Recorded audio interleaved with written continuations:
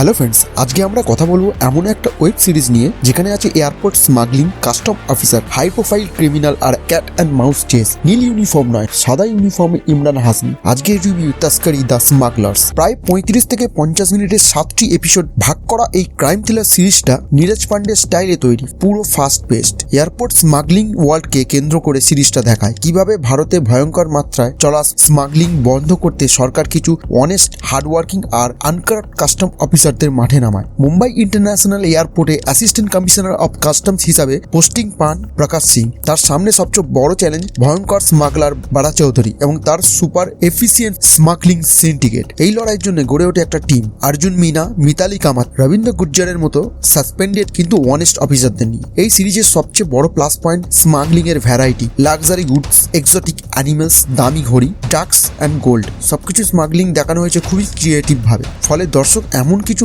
আনএক্সপ্লোরড territory দেখতে পায় যা সাধারণ ক্রাইম শোতে খুব একটা দেখা যায় না। এই জায়গাগুলোতে সিরিজটা অনেকটা থ্রিল ফিল করায়। এই সিরিজ আসলে একেবারে 1 সেকেন্ডের জন্য বোরিং লাগে না। অনেক ক্যারেক্টার আছে কিন্তু প্রত্যেকের ইন্ট্রো এত স্মার্ট যে আপনার মাথায় সেই ক্যারেক্টারটা গেঁথে যায়। কিছু ক্যারেক্টার তো এমনভাবে তৈরি যাদের জন্য আলাদা করে ইমোশনাল কানেকশন তৈরি হয়ে যায়। সিনেমার ক্যারেক্টারগুলোকে যদি বলি, ইমরান হাসমি সাদা ইউনিফর্মে তিনি একদম শার্প আর আনকম্প্রোমাইজ। ভয়েস ওভারেও তার প্রেজেন্স সিরিজটাকে গাইড করে ও ইন্টেন্সও বাড়ায়। অনুরাগ সিনহা আনস্ক্রিন তার প্রেজেন্সে খুব ক্যালকুলেটিভ আর বিলিভেবল। রবীন্দ্র গুর্জারের চরিত্রে নন্দিত সান্ধু এক ইমোশনাল অনেস্ট অফিসার হিসেবে তিনি সিরিজে আলাদা ডেপথ যোগ করেন। অমৃতা খানভিলকার মিতালি কামাতের ক্যারেক্টারে ব্রেন আর মাসল দুটোই ব্যবহার করে।